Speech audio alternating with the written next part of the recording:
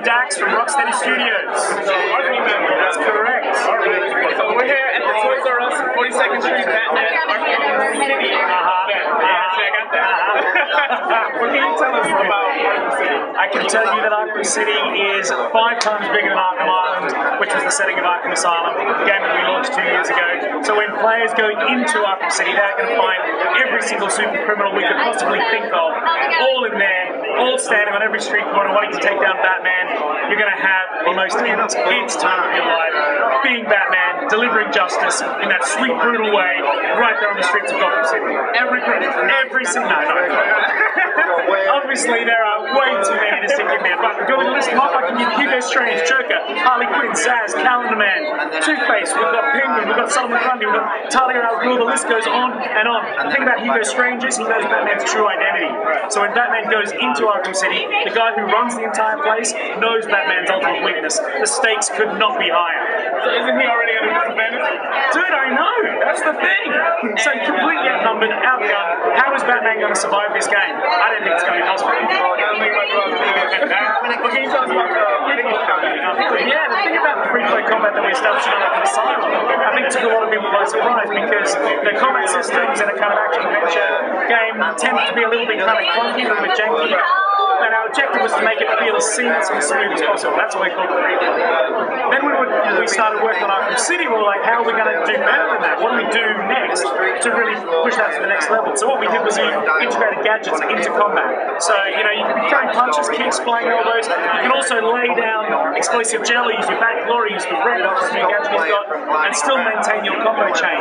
So you can rack up huge combos by integrating not just your standard melee combat moves, but also your gadgets and content your utility belt into combat. The game is going to love that. On top of that, the AI is crazy. So you've got 2, 3 guys coming at you at the same time. You can do multiple simultaneous counters. It's off the chain. Question. At the end of Arkham Asylum, yes, you defeat Joker, and he looks to be dead, but he's come back. How is that possible? Well, he took a beating from Batman in that final boss fight, but he was high on Titan at the time. You've got to remember that. He was pumped up on Titan. He was pumped up. So, you know, he was dragged away, but he was still a blubbering mess. So, the decisions that he made in Arkham Asylum really fundamentally affect the state of Joker in Arkham City. So the connection between the two games is full on. You know, that's something we always wanted to achieve, this feeling of continuity between the end of Arkham Asylum and the start of Arkham City. But absolutely, Joker is back. And, you know, even though he's sick as a result of the Titan that he ingested at the end of the first game, would you ever count out the Clown Prince of Crime? Would you ever count him out? You know, he always has that exit with Exactly. And what can you tell us when it involves DLC characters or characters that Batman can interact with? We've got loads of amazing DLC coming up. You think the team would be sleeping? They're not. They're still working. We've got Catwoman also as a playable character. So for you awesome guys who are here buying the game new, day one, Catwoman is included there at no extra cost. She counts for about 10% of the game. You can play as a criminal within Arkham City when you're playing as Catwoman. That's an awesome experience. We've also got Robin and Nightwing who are playable in the challenge maps. They've got their own weapons, their own gadgets, their own move system, their own navigation. We really want to offer players an opportunity to really feel the difference between these kind of iconic characters. And that's why playing as Batman versus playing as Catwoman in the main story is so critical, because when you're playing as Batman, you know, you're the righteous arm of justice. Whereas when you're playing as Catwoman, you really get to go to parts of Arkham City that Batman wouldn't even be welcome. Batman would never go. So you get more out of the city when you're playing as Catwoman. I think that's pretty hot. Do you have any little Easter eggs for fans out there? Batman fans in the comics?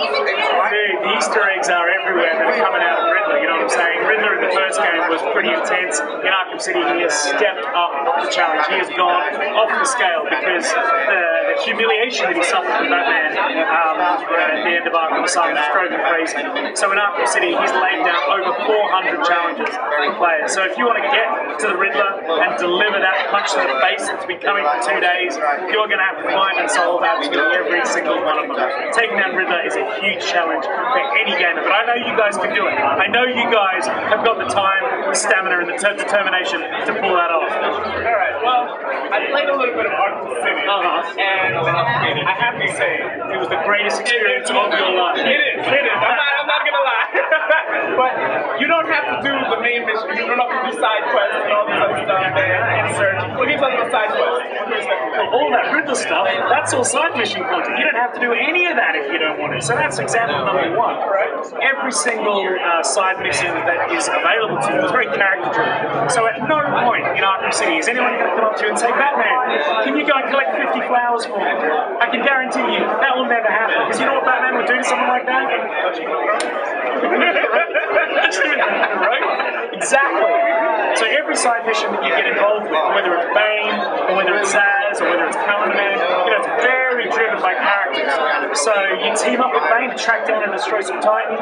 You solve a serial killing that's going on that's got something to do with Zaz. Taking down Deadshot, the ultimate assassin, the world's greatest assassin, versus the world's greatest detective. I mean, who is going to win that showdown? That's the sort of detail and love and effort that's gone into these side missions. And I think people have got the game early and have been able to play some of that. The feedback that we're getting is that the side missions feel as though they've had just as much attention as the main story. And when I look at the work that we put into the game, absolutely.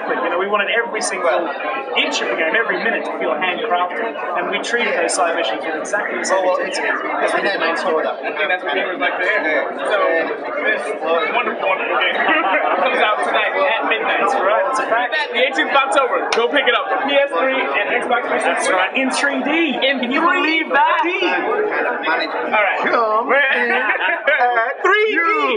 So, once again, we're at Toys R Us 42nd Street, New York City, with Dax from Rocksteady. Thank you for your time, man. My pleasure, dude.